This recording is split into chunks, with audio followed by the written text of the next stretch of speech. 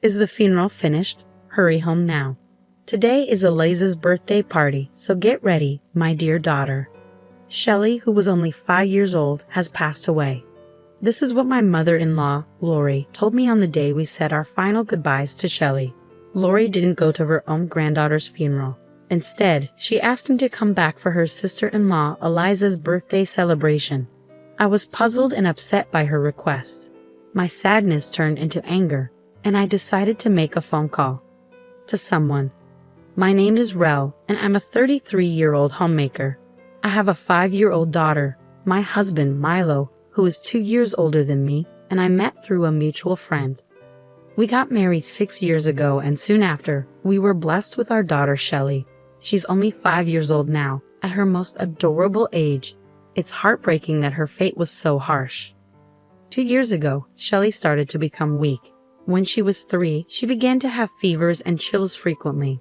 Her neck also started swelling. We thought it might be mumps, so we took her to the hospital. There, the doctor said, "You need to get tests done at a bigger hospital right away." That's what the doctor told me. After lots of tests at the big hospital and waiting nervously, the doctors finally told us what was wrong. Shelley had malignant lymphoma, a type of cancer kids can get. When I heard this, it felt like my world went dark. I begged the doctor, "This has to be a mistake, right? Please tell me it's not true." Even though the doctor and nurses were there, I couldn't help but cry. Shelley needed to be hospitalized right away, so we rushed home to gather things we needed, but I couldn't stop crying. My husband, Milo, was also crying, but he tried to be strong for us. "We have to be brave. Shelley will get better," he said firmly, trying to encourage me. The doctors explained the illness and the treatments Shelley would need, and I had to sign papers giving permission for things like blood transfusions and surgery. The treatments were tough.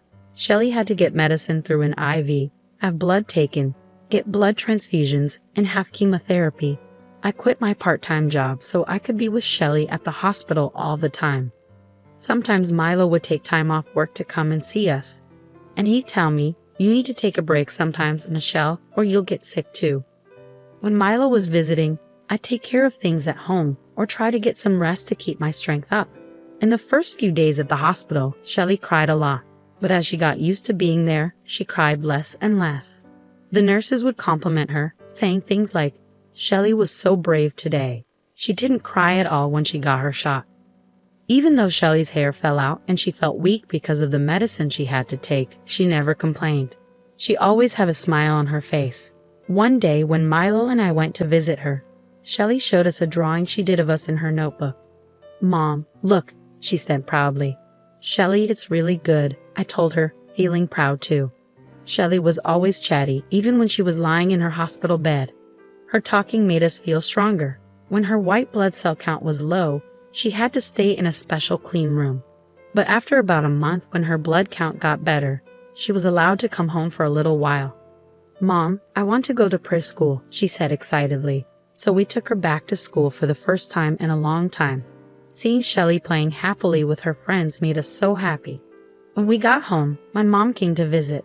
"Shelley, you're doing so well," she said, holding Shelley close. Seeing Shelley being so lively and playful in my mom's arms made it hard to believe she was sick. "Mom, it smells like home," Shelley said as she sniffed the towels and blankets that had been drying at home for a few days. She seemed full of energy. But then she suddenly said, "Mom, my head hurts." She looked a bit lost and complained. "Let me check. Oh, you have a little fever. Stay here. I'll make you some soup." I tucked Shelley into bed and quickly finished up my chores, then started making soup. Just as I was about to start cooking, the doorbell rang. When I looked at the monitor, I saw Lori. I immediately wished I hadn't answered the door. "Lori, what brings you here?" I wanted to ask, "Do you need a reason to visit your son's house?" But I stayed quiet. Normally, I'd be happy to welcome a kind mother-in-law, but Lori, Milo's mom, was the last person I wanted to see. If I asked her, she'd probably say her hobby is harassing her daughter-in-law, I thought to myself. Since Milo and I got married, Lori had been constantly giving me a hard time, making fun of me for not having a higher education, or for being tall instead of cute. It was like she had a knack for saying hurtful things. When Milo's dad was alive, he would sometimes step in and tell her off, which made things a little easier to handle. But after he passed away from an illness during our second year of marriage, Lori's behavior got even worse. With no one to keep her in check, she'd do things like not ordering my favorite food or turning off the hot water while I was in the shower. Just little, mean things like that. Milo has an older sister, Eliza, who's a successful career woman. Her husband, my brother-in-law, is a prosecutor, and Lori is really proud of Eliza. She's always comparing me to Eliza and making snide comments. Eliza has a son named Jace, who's in second grade. When we visited for Christmas, it was obvious how differently Lori treated Jace compared to Shelley. Even though Shelley is her granddaughter, it seems like Lori doesn't find her adorable because she doesn't like me, her daughter-in-law. While I was busy making soup, Lori came barging in from next door. Ah, Shelley has a fever, I thought. If you don't have any business here, just leave. But then she said, "Such a weak child. I wonder where she gets it from. Certainly not our side of the family. Your dad had cancer, didn't he?" "Yes, Lori, I've told you many times, this illness isn't passed down through families." "Yes, my dad died from cancer when I was in high school." But malignant lymphoma isn't usually inherited, except in some cases related to certain viruses. How many times do I have to explain this? Is she forgetting things?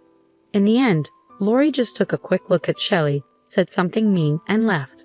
I wonder if she has dementia. In the end, I glanced at Shelley's face, made a few sarcastic remarks, and left. I wondered what her purpose was. Was she just bored? Shelley spent about a year going back and forth between staying in the hospital and coming home for a few days as her blood count got better. After about a year and a half in the hospital, she finished her treatment and we were finally able to bring her home. She was able to go back to preschool, and we even took a family trip to the aquarium. She was full of energy and seemed so lively. I never doubted that Shelley would get better. But a year after she left the hospital, when she turned 5, my worst fears came true. Her illness came back. The painful treatment started again. She had injections in her spine, radiation therapy, she got pneumonia, and had high fevers. I did everything I could to help her. I massaged her swollen face and legs, and I even had a bone marrow transplant for her, hoping it would make her better. But unfortunately, it didn't work, and her condition got worse. Then the doctor told us the harsh truth. There's nothing more we can do. It meant that more treatment would only make Shelley suffer more. The doctor said she didn't have much time left, so we decided to bring Shelley home and make the most of the time we had left together. We did everything Shelley wanted to do. She even got to join in on the activities at preschool and play with her friends.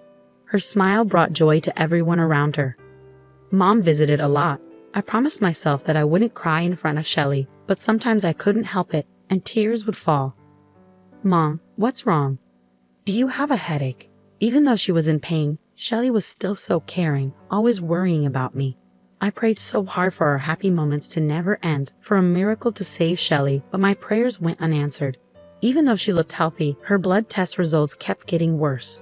Her condition was getting worse too, and eventually she couldn't even walk. But we were certain that she would make it to her 6th birthday. However, things took a turn for the worse very quickly. Shelley started having trouble breathing. "You should be prepared," the doctor told us. I had promised myself I wouldn't cry, but I couldn't hold it back. In a daze, I told Shelley, "I love you," and she weakly replied, "I love you too." Despite how hard it was for her to speak, she managed to say those last words. Around 4 a.m., she got really critical. The doctor tried everything to save her, but Shelley passed away. We held her in our arms like we promised, wanting her to feel loved as she went to sleep for the last time. We begged her to stay with us, but she couldn't. I didn't have time to grieve because I was immediately swept up in arranging her funeral. It felt like if I stopped moving, I would lose my mind. When we got to the funeral home, Lori said, "You're not coming to my words." I replied, "Right now, taking care of the living is more important than anything else. Eliza is coming back from overseas, and today is her birthday. We need to pick up the cake." I was feeling really confused and upset with all the things you were saying. I said, trying hard to not let my anger burst out. "At least bring a gift later. You better show up, or I won't forgive you." As if you're the one who gets to forgive, I blocked Lori's number and called someone else instead.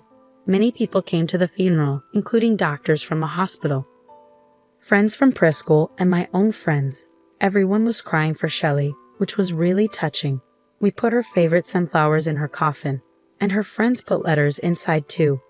Milo did a good job representing our grieving family. After a while, Milo and I went to his parents' house. Milo, Rel, please help, Lori begged as we walked in. We ignored her and went to the living room. Eliza's family and some relatives were there, and they all seemed angry at Lori. Eliza was the first to talk to us. I'm really sorry, Rel. We didn't know today was Shell's funeral. After I hung up on Lori, I called my sister-in-law, Eliza. Despite Lori often comparing us, Eliza and I had a close bond, like real sisters. Since I was an only child, I cherished Eliza like family. Her son, Jace, used to play with Shelley a lot. Even when Shelley got sick, Eliza visited us often to show her support. This year, Eliza had to go abroad for work, and when she returned, it happened to be on her birthday, which overlapped with Shelley's funeral. We were busy dealing with everything and had asked Lori to inform her side of the family. But Lori, in her foolishness, told them about a birthday party for Eliza instead of Shelley's funeral.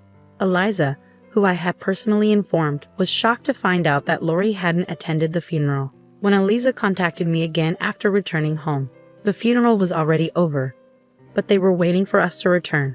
Eliza, among others, was mourning Shelley, while everyone gave Lori cold looks. Lori said, "You can always have another child," which were the worst possible words to say. Then, with a furious look, Eliza threw the cake prepared for her right at Lori's face. "Clean up that twisted personality of yours." She dragged Lori to the shower room and drenched her in her clothes completely. When asked why Lori had called, Lori weakly replied, "Lori was nagging me to hurry back for Eliza's birthday party preparations." The relatives were shocked and disgusted. After coming out of the shower room, Lori, completely soaked, was looked down upon by everyone. "No, but it's Eliza's birthday party. She's returning after so long. Shelley was sick anyway, not expected to live long. Eliza's birthday is more important, right?" Lori's excuse was met with anger from Eliza, who furiously asked, "My birthday party? What nonsense. Calling Rel for that? If Shelley was so important, how could you not understand Milo's grief over losing her? Why didn't you attend your granddaughter Shelley's funeral?" "No, but..." Lori started, but she couldn't find an excuse and grew quieter. That's when Jace spoke up. "Grandma, you don't really love your grandchildren, do you?" To Jace's soft murmur, Lori could only respond, "That's not true." "I love you, Jace," I said. "You're healthy and Eliza's child." "What's that supposed to mean? So Shelley, my child, wasn't loved because she was ill, and your daughter-in-law's daughter." Milo, who had been holding back his anger, couldn't stay silent any longer. "No, but Shelley was Michelle's child, so I kept my distance. She was always sick and in bed. Not fun at all." "So Jace, Eliza's healthy child is loved, but my daughter Shelley is not because she was frail? You're insane for prioritizing Shell's birthday over attending her funeral. Have you lost your mind?" These words came from Lori's brother, my uncle-in-law, and his wife, my aunt-in-law. She's always been crazy. She harassed us when we got married, even tore my daughter's dress for her piano recital. Added no one at the scene stood by Lori, who had become utterly diminished. "We're leaving now, Milo, Michelle. We'll talk again another time." We hugged my uncle and aunt tightly. "We're leaving too. Mom, we're done with you," said Milo firmly. "Wait, Milo, I always felt scolded by you, always praising the successful CIS. Did you ignore Shelley because of that?" "It's not like that, Milo, you know. You didn't study like Eliza, didn't listen. So you only care about those who follow your rules, right?" said Milo, looking sad, as I gave Lori something beside him. It was a drawing of Lori made by Shelley. In the picture, Lori was smiling. "Even though you didn't show much love to Shelley, she looked up to you. I resented you and never saw you smile. But maybe Shelley saw the side of you that smiled like this." Shelley was a gentle and kind child. Even when she was sick, she worried about me. Maybe she saw kindness in you through her eyes. Lori cried for the first time, holding onto the drawing tightly. But it was too late now. "We're leaving too. I won't see Mom again," said Eliza. "Please don't go," Lori pleaded, but we all left without listening. Later, my uncle-in-law's family came to see us. They said sorry for Lori's actions. After praying for Shelley and talking lightly about Lori, they left. Lori seemed sorry as she held Shelley's drawing, but what she did couldn't be fixed. As my aunt-in-law said, Lori has always been difficult. It's unlikely she'll change now. After this incident, other relatives also decided to stop talking to Lori. Despite feeling sorry for her, her strange behavior over the years made it easier for everyone to stay away. She might end up alone, regretting her actions, but that's something she'll have to live with. After Shelley's funeral, the busy days went by and all the arrangements were done. It took some time, but I finally felt the full weight of losing Shelley. I was so overwhelmed with grief that I couldn't see clearly, which worried Milo a lot. My mom had to come stay with us for a while to help out. I felt like I was losing my mind. I just wanted to be with Shelley, drowning in despair. I couldn't stop wondering if I could have saved her by taking her to the hospital sooner or paying more attention to her health. But I couldn't give up on my own life. Shelley fought so hard until the end, even when she was barely conscious. She wanted to live so badly. Eventually, I started to find some hope. I joined a support group for parents who lost children to the same illness.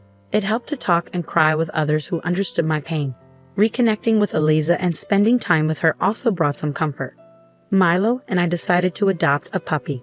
The playful puppy brings joy to everyone it meets, wagging its tail happily. It feels like a small piece of Shelley has come back to us. Are you up in heaven drawing, chatting, and smiling? One day, I'll be with you there. We'll see each other again, so please wait for me. But if by some miracle I get to see your smile again here on Earth, that would mean everything to me. As Shelley's mom, I promise to live a life that honors her memory.